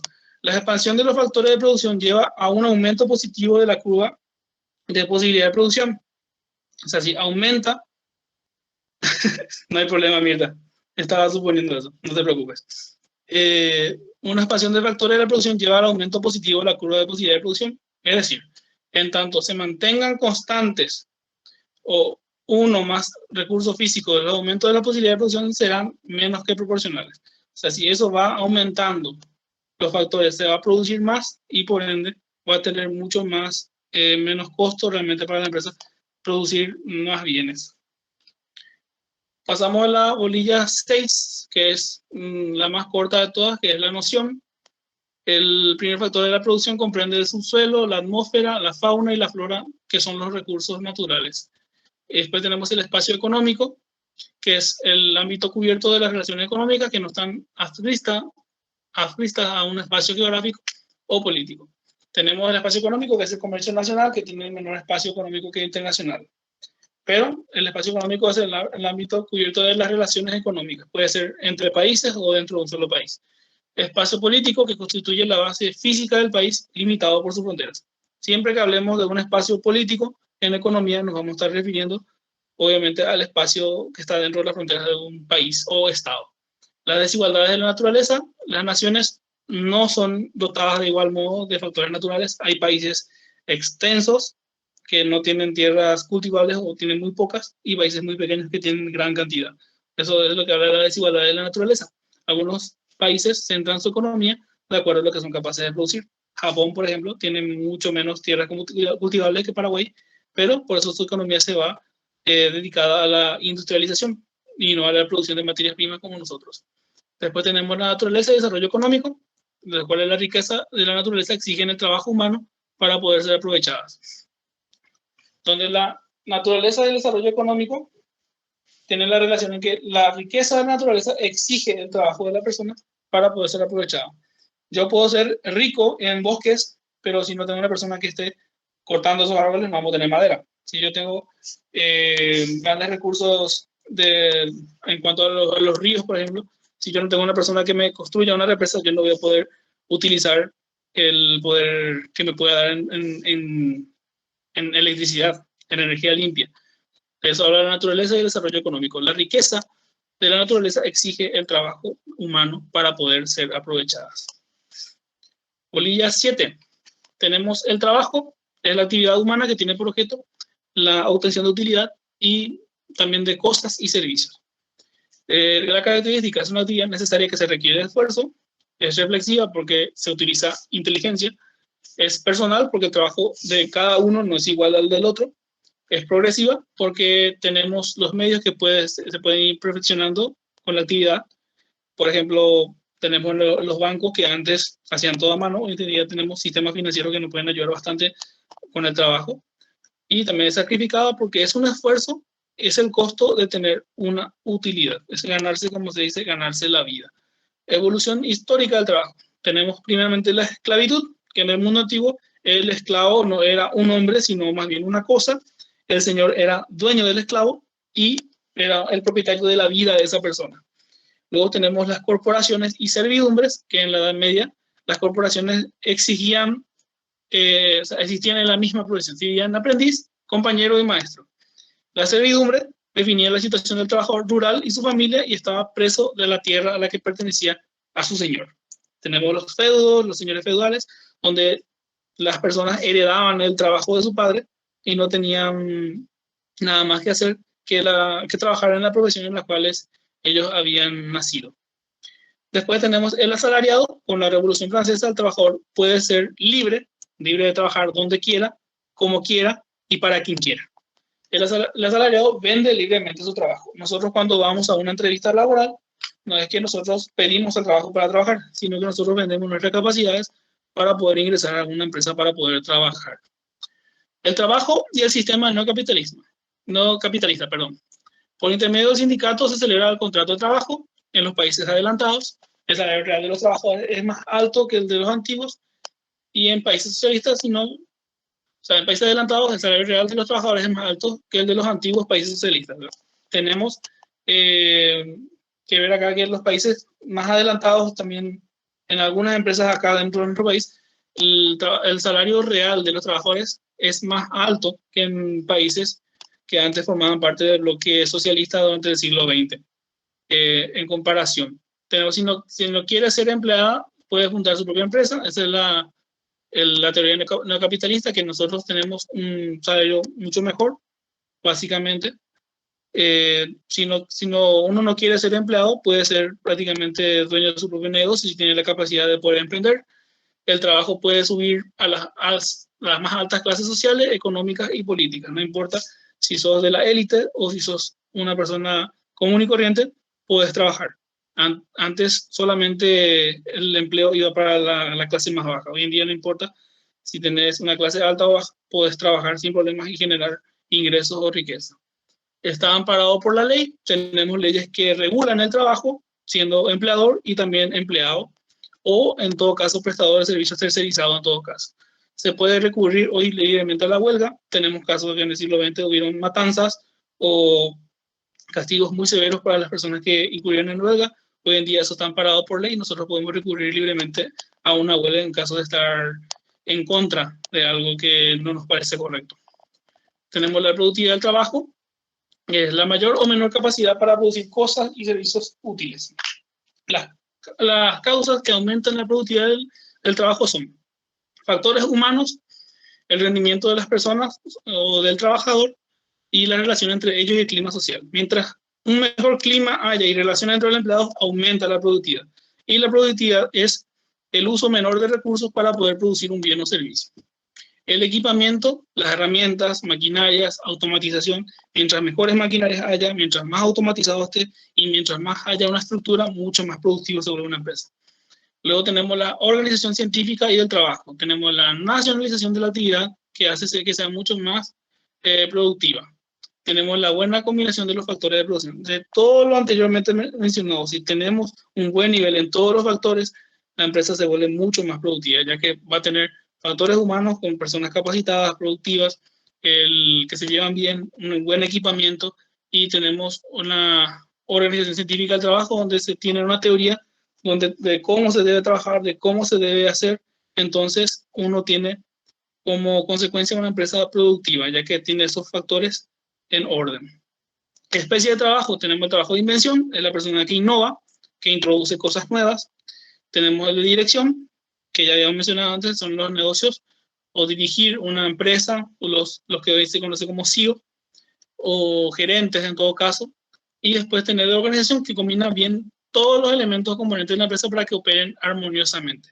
Son las personas encargadas de realizar las organizaciones, los organigramas, los estructuradores de empresas, que ganan bastante bien realmente, y que se encargan de hacer, de deducir qué departamento es necesario y qué no, y qué persona debe ir en tal o cual departamento para que éste funcione correctamente. Y tenemos de ejecución, de hacer los altos materiales de producción como lo hace el empleado. Básicamente, lo que la mayoría hace, un profesor es una persona de ejecución, un abogado que esté en un grupo, un holding de abogados que esté trabajando, es una persona de ejecución porque hace netamente su trabajo. Tenemos la división del trabajo, que están los profesionales, donde cada uno trabaja en su profesión, en lo que conoce o en la actividad para lo cual tiene vocación, sean abogados, maestros, etc. Después tenés territorial, donde tenés ciertas actividades que son realizadas de acuerdo a los accidentes que hay en un país u otro y influyen en la naturaleza, la larga tradición, etc. La técnica es de componer un trabajo complejo en tareas elementales y confiar cada tarea en un operario. Por ejemplo, en las maquiladoras, donde se fabrican motocicletas o componentes eléctricos para vehículos, cada persona tiene un trabajo específico que hacer, lo cual después eso genera una alta tasa de producción, ya que se va reduciendo los horarios o el tiempo que tarda en construirse, que lo haga una persona solamente. Y después tenemos el desempleo, que son las personas que no poseen empleo y no lo hacen porque están enfermos o tienen algún problema de enfermedad o son despedidos, o en este caso de la pandemia que tuvimos bastantes despidos. El subempleo, que es una ocupación pasajera, temporal, las personas que realizan un trabajo por temporada alta. Y pasamos así a la bolilla 8.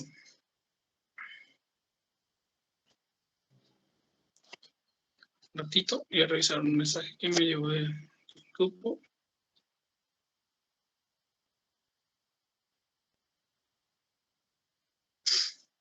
Bueno, tenemos la noción que es todo objeto material del cual se destina el proceso productivo. Son aquellas cosas que se aplican a la producción de otros bienes económicos y no en el consumo. Las herramientas, maquinarias, combustibles, edificios. O sea, el capital básicamente es todo el material que se destina para poder producir un bien o servicio. Si yo necesito producir un producto, necesito herramientas, necesito instalaciones, necesito móviles para poder realizar mi trabajo. Eso es el capital básicamente. Tenemos el capital técnico, que son los medios de producción, el capital contable, que es el capital técnico que está expresado en los libros de contabilidad, el capital real, que son los bienes que se tienen en material, en palpable y con valor actual. Tenemos el capital inmobiliario, que su nombre ya lo dice, que son las instalaciones, el edificio, el terreno, el capital líquido, que puede ser usado inmediatamente para la adquisición de otros bienes, o sea, básicamente el capital líquido es el dinero. El capital inmovilizado, que no se puede usar inmediatamente. Por ejemplo, tenemos las reservas que se utilizan, que algunas empresas tienen para casos de urgencia o para ciertos casos específicos. Tenemos el capital financiero, que es el valor que se le atribuye a los documentos o títulos de crédito o algunos empréstitos que tienen con otros bancos para poder realizar sus trabajos, sus negocios. El capital circulante, que es lo que habíamos conversado anteriormente, que son las mercancías, los objetos producidos, si es una empresa maquiladora, o el combustible de las máquinas, etc. Y después tenemos el capital privado y público, que su nombre lo dice, el capital privado es netamente de individuos que buscan el lucro, y el capital público es el capital que pertenece al Estado. Después tenemos el capital y la producción. El capital comprende los factores que recurren para la producción. Es indudable que el capital favorece la producción. Cuando mayor es el capital, mayor será la producción. El capital, obviamente, mientras más grande sea, más va a favorecer la producción, ya que la empresa va a tener mucho más capacidad de producción debido a la amplitud de los recursos que pueda obtener para poder realizar o vender el producto que está produciendo. La formación del capital puede formarse de dos maneras. Puede formarse mediante el ahorro. Si alguna persona está trabajando en alguna empresa, tiene algún ahorro, puede utilizar eso como capital para poder emprender algún negocio propio y luego hacer el sueño americano, que es depender de ese negocio netamente. Y luego tener las inversiones, que es cuando están en grupos, las personas que se reúnen en sociedades de responsabilidad limitada o sociedades anónimas, pueden aplicar el ahorro de cada uno y crear bienes de producción para poder trabajar en sociedad. Después tenemos el capitalismo, que es donde las características propias a partir del tiempo, que donde el lucro pasó a ser la principal preocupación económica. El capitalismo se funda entonces en la propiedad privada, la libre concurrencia y la libertad de asociarse. Antes del capitalismo teníamos una sociedad que dependía netamente de un terrateniente que era el que se quedaba con la mayor parte de la ganancia. Con el capitalismo, que es el sistema que hasta ahora nos da mucho éxito como sociedad humana, se funda en la propiedad privada, cada persona es libre de tener una propiedad, la libre concurrencia, o sea, circular, donde a cada uno le parezca mejor, y la libertad de asociarse. O sea, yo, si quiero estar con Viviana, con María, o con Francisco, con cualquiera, yo puedo trabajar con ellos porque soy libre de asociarme con ellos para poder generar un beneficio. El capitalismo comercial es el comercio a gran escala, las grandes empresas que venden sus productos, las multinacionales, que tienen un comercio a gran escala. Llámese Amazon, Coca-Cola, etc. Capitalismo financiero está integrado por documentos y títulos de crédito que tienen un gran volumen y es manejado por bancos o grandes financieros. El capitalismo industrial también tenemos, donde el verdadero empresario es la industria. El capitalismo financiero, por ejemplo, se basa en lo que los bancos tienen con las empresas, los títulos de venta, de compra o en todo caso de los préstamos grandes que hacen. Y después tenemos el capitalismo industrial, donde la industria es realmente el que va produciendo y también generando un capital que se traduce en elementos técnicos, herramientas y demás. La bolilla 9 habla sobre la empresa, que es la combinación de factores de producción con la finalidad de producir bienes y servicios útiles. ¿Qué factores? Ya lo vimos anteriormente. Maquinaria, esfuerzo humano y capital, o sea, inversión. Es la combinación de estos factores para poder producir bienes y servicios útiles donde podemos tener una mayor producción para generar utilidad. Tenemos el costo de oportunidad, que mide el valor de las oportunidades perdidas en concurrencia de una escala o de una alternativa de producción en lugar de otra también posible. Influye en la formación del nuevo costo, ya que al expandir la empresa existen nuevos gastos como espacio físico, empleados. O sea, el costo de oportunidad, traduciendo, sería el medir el valor de cuánto nos cuesta o cuánto perdemos en escala de poder producir más o una alternativa de producción de otro producto para ver qué nuevos gastos vamos a tener y qué utilidades vamos a sacar de eso a corto, mediano y largo plazo. El costo de producción es el precio que se paga por los factores de producción para poder producir el servicio. ¿Cuánto me cuesta producir lo que yo estoy vendiendo? Después tenemos el riesgo y los rendimientos de la empresa, que la empresa siempre debe asumir riesgos y pérdidas o déficits. El rendimiento de una empresa es el resultado de la multiplicación del producto ofrecido y el vendido por el precio de venta. La empresa siempre va a asumir riesgos, siempre va a realizar gastos e incluso puede hacer préstamos. Entonces, el riesgo y el rendimiento de la empresa es lo que nosotros arriesgamos como empresarios y lo que nosotros recibimos después de vender nuestro producto. Las condiciones de optimización de los resultados es, de acuerdo a la conducta optimizada de la empresa, estará en equilibrio cuando se maximice la cantidad producida en relación de un costo de producción lo menor posible. Las condiciones de optimización de resultados, optimizar el resultado quiere decir, cuando la conducta de optimización de la empresa vaya en producir un producto con la mayor utilidad posible al menor costo posible, es ahí cuando nosotros podemos decir que las condiciones son óptimas para poder generar utilidades y que la empresa vaya ya por un ritmo seguro. Entonces, lo ideal sería que las condiciones de optimización de resultados habla de que la conducta tiene que ver con el equilibrio entre cuánto gasta la empresa para poder producir un bien y cuánto gana de acuerdo a ese gasto que realiza.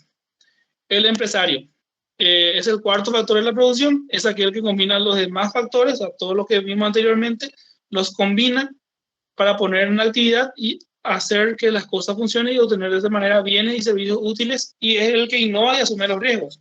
Es el que piensa qué vender, es el que piensa qué producir y también es la persona que pone su inversión y asume el riesgo de que eso fracase o sea un éxito. Después tenemos las características del empresario, que son obviedades realmente, que es lo contrario del empleado, primeramente. Después es el que crea la empresa, porque es el que tuvo la idea y también la inversión. Y es el que innova, es la persona que se va adaptando a los cambios, que va viendo qué decisión es correcta para el éxito de su empresa. La innovación. ¿Qué es la innovación? Son novedades que el empresario puede introducir en sucesos de la vida económica. Hoy en día, con la pandemia, vimos que la mayor innovación fue el telemarketing. las ventas mediante las redes sociales, mediante envíos, mediante deliveries. Hubo un boom de la utilización de estos servicios, y las empresas que no se adaptaron, las personas que no pudieron adaptarse a eso, podemos ver que el ritmo de ventas de ellos fue mucho menor de lo que era antes de la pandemia. Por ejemplo, tenemos las innovaciones de poder un producto nuevo, como un auto, televisor, smartphone, nuevos bienes de producción, una computadora, lo que sea, un nuevo mercado o materia prima. Todo lo que sea nuevo es una innovación, una nueva manera de producir riqueza. Las novedades que una empresa puede introducir, como digo, en la vida económica, pues se utilizan para mejorar el bienestar colectivo. Yo puedo llamar innovación vender productos por redes sociales, yo puedo llamarlo innovación introducirme en las aplicaciones móviles de delivery o de transporte, en todo caso, para poder facilitarle a mi cliente que su producto va a llegar. O la nueva forma de adquirir una materia prima mucho más barata y que sea de igual calidad o parecida para producir un servicio.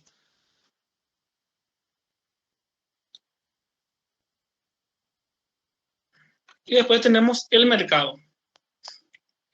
Todo bien o servicio, o sea, en la orilla 10 estamos, todo bien o servicio tiene un lugar donde se compra y se vende. Eso se conoce como mercado. El producto pasa por una serie de mercados antes de llegar al consumidor final.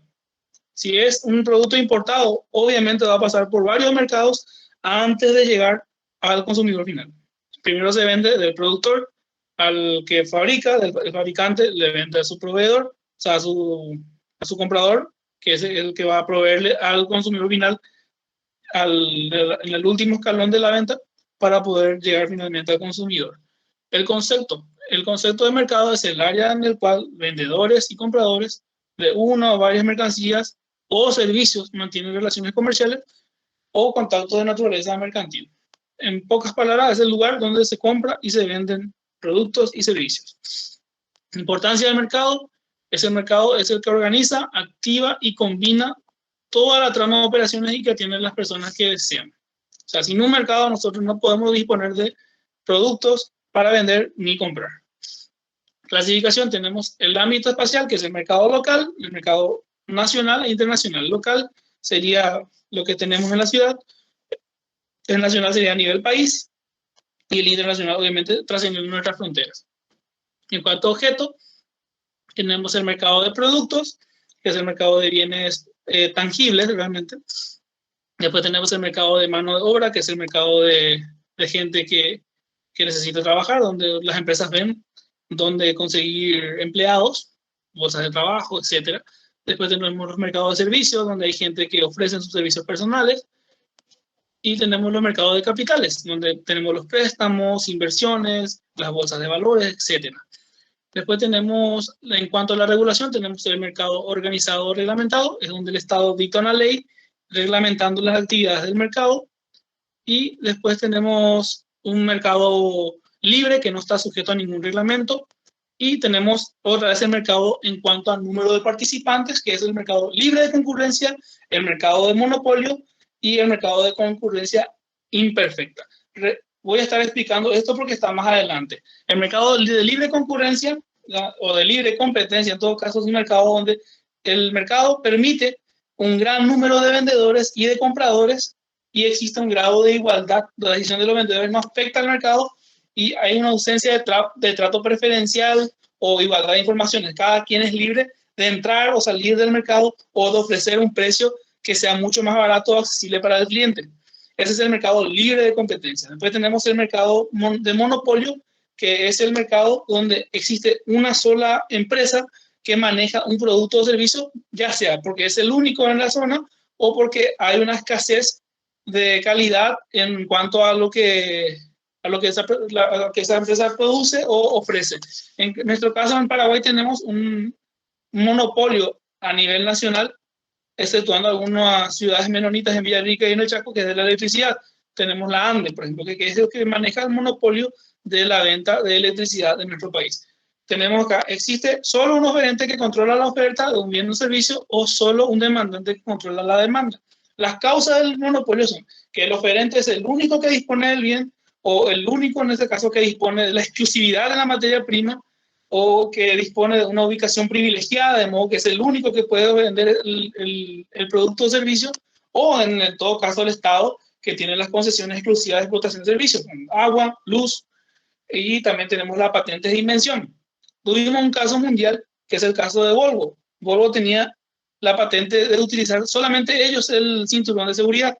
Pero ¿qué pasa? Volvo decidió que sería mucho mejor liberar eso para todo el mundo, entonces liberó el monopolio del cinturón, y es por eso que ese modelo de cinturón de seguridad que todos los vehículos tienen iguales, se utiliza gracias a que Volvo liberó la patente que es solamente para ellos. Bueno, estamos llegando al tiempo. Lo que yo recomiendo es que vayan leyendo el material. Los compañeros Francisco Cañiza y el compañero Nicolás Maldonado van a estar pasándoles. Si tienen alguna pregunta que hacer, no, siéntanse libres de preguntar, y cualquier cosa podemos estar de vuelta en contacto con los dos compañeros para poder ayudarles en cualquiera de sus consultas. Si tienen alguna pregunta que agregar. Todo muy claro, profesor. Gracias. A ustedes, chicos, les agradezco por la atención, y cualquier cosa que necesitan pueden estar en contacto con el compañero Francisco Cañiza y con Nicolás para poder ayudarles con el tema de las bolillas, que está totalmente ya resumido. Si pueden eso ir estudiando y ir prestando sobre todo atención a las teorías de la economía, que es la parte mucho más fundamental. Sí, mi hermano es Francisco. Sí, él es mi hermano menor. Muchas gracias, profesor. Gracias por todo. Muchísimas gracias, profe. A ustedes, que tengan un buen resto de jornada y que tengan un lindo fin de semana. Mucha fuerza y éxitos. Gracias, profe. Hasta luego. Igualmente. Hasta luego, hasta luego.